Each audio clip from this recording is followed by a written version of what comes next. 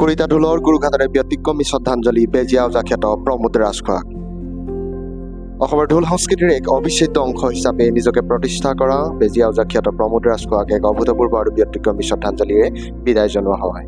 কুৰিটা ঢোলৰ গুৰুঘাটৰ এই আনুষ্ঠানিক শ্ৰদ্ধাঞ্জলি কাৰ্যসূচীয়ে উপস্থিত সকলোৰে মন স্পৰ্শ কৰে।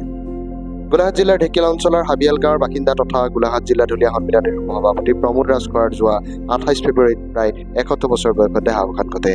তেওঁ ৰাজ্য স্বাৰ্থ উপলক্ষে নিজ বাসগৃহত আয়োজন কৰা এক বিশেষ অনুষ্ঠানত গোলাঘাট জিলাকে ধৰি ৰাজ্যৰ বিভিন্ন প্ৰান্তৰ পৰা আহি পোৱা অৰ্ধশতাধিক ঢুলীয়া ওজাই একেলগে কুৰিটা ঢোলত গুৰুঘাট চাপৰ মাৰি তেওঁলোকৰ প্ৰিয় সহকৰ্মী শেষ শ্ৰদ্ধাঞ্জলি জ্ঞাপন কৰে। এই শ্ৰদ্ধাঞ্জলি অনুষ্ঠানত বিশিষ্ট ঢুলীয়া শিল্পী সোমনাথ বৰা, শিল্পী গোবিন ওজাকে ধৰি বহু খ্যাতনামা শিল্পী উপস্থিত থাকে। অসম ঢুলীয়া শিল্পী সন্মিলনৰ গোলাঘাট জিলা সমিতিৰ বিষয়ববীয়াসকলেও অনুষ্ঠানত অংশগ্ৰহণ কৰি শিল্পীগৰাকীৰ প্ৰতি শ্ৰদ্ধা নিবেদন কৰে। ঢোলৰ গুৰুঘাটেৰে শ্ৰদ্ধাঞ্জলি জনোৱা এই অনন্য পৰম্পৰাই শিল্পীৰ মৃত্যুৰ বেদনাক এক গৌৰৱময় বিদায়ৰ ৰূপ দিয়ে বুলি উপস্থিত সকলোৱে মন্তব্য কৰে। প্ৰমোদ ৰাজখোৱা আছিল অসমৰ ঢোল সংস্কৃতিৰ এজন নিবেদিত প্ৰাণ সাধক। কান্ধত ঢোল লৈ অসমৰ বিভিন্ন প্ৰান্তত ঘূৰি ফুৰা এই শিল্পীগৰাকীয়ে সমগ্ৰ জীৱন অসমীয়া লোক সংস্কৃতি আৰু ঢোল বাদ্যৰ প্ৰচাৰ আৰু প্ৰসাৰৰ কাৰণে উৎসৰ্গ কৰিছিল। অসমৰ কৃষ্টিক জাকত জিলিকা কৰিবলৈ তেওঁ অহৰ্নিশে পৰিশ্ৰম কৰি গৈছিল। নতুন প্ৰজন্মৰ মাজত ঢোল বাদ্যৰ প্ৰতি অনুৰাগ জগাই তোলাৰ ক্ষেত্ৰতো তেওঁৰ অৱদান অতুলনীয় আছিল। উপস্থিত শিল্পীসকলে এই দুখজনক মুহূৰ্তত মন্তব্য কৰে যে প্ৰমোদ ৰাজখোৱাৰ মৃত্যুৱে অসমৰ সাংস্কৃতিক জগতখনৰ এক অপূৰণীয় শূন্যতাৰ সৃষ্টি কৰিছে। ঢুলীয়া শিল্পী সোমনাথ বৰাই কয় যে বেজিয়া ওজাই ঢোল বাদ্য কেৱল পেচা হিচাপে নহয়, প্ৰাণৰ ধৰ্ম হিচাপে গ্ৰহণ কৰিছিল। তেওঁৰ মৃত্যুত এজন প্ৰকৃত শিল্পীৰ বিদায় হোৱা বুলি শোক প্ৰকাশ কৰে বিভিন্ন শিল্পীয়ে।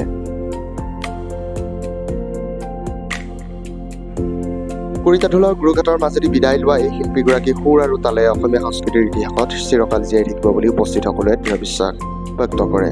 প্ৰমোদ ৰাজখোৱাৰ শিল্পী জীৱনৰ এই মহান উত্তৰাধিকাৰ অনুসৰণ কৰি অসমৰ ঢোল সংস্কৃতিক আগুৱাই নিয়াৰ প্ৰতিশ্ৰুতি লৈ উপস্থিত শিল্পীসকলে।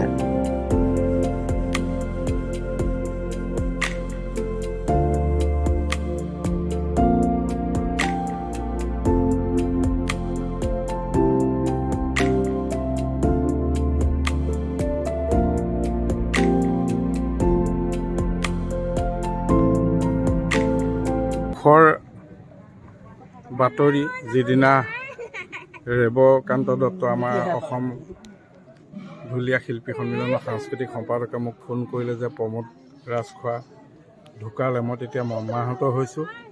কাৰণ ইমান সোনকালে আমাৰ মাজৰ পৰা যাব নালাগিছিল। দুৰ্ভাগ্য, প্ৰমোদ ৰাজখোৱাৰ লগত বহুত অনুষ্ঠান কৰিছোঁ।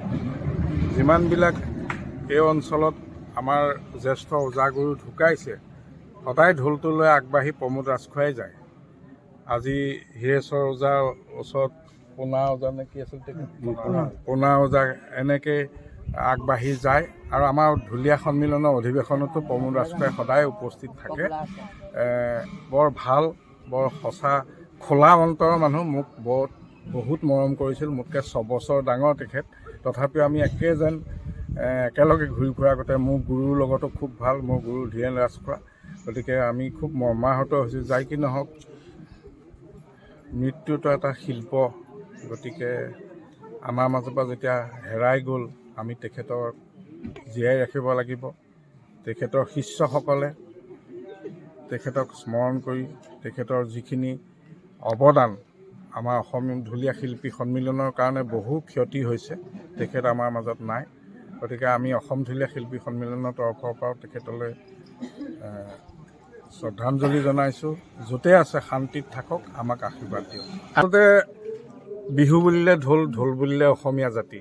আৰু যিটো ঢোল বাদ্য 1228 খ্ৰীষ্টাব্দতে চাওলুং চুকাফাই যেতিয়া চীন দেশৰ ইউনান প্ৰদেশৰ পৰা বহু কষ্ট কৰি আহি পাটকাই পৰ্বতৰ অসমত প্ৰৱেশ কৰিছিল, তেতিয়াও অসম মুলুকত ঢুলীয়া আছিলে। শোধন ঢুলীয়াই ঢোলেৰে আদৰিছিল।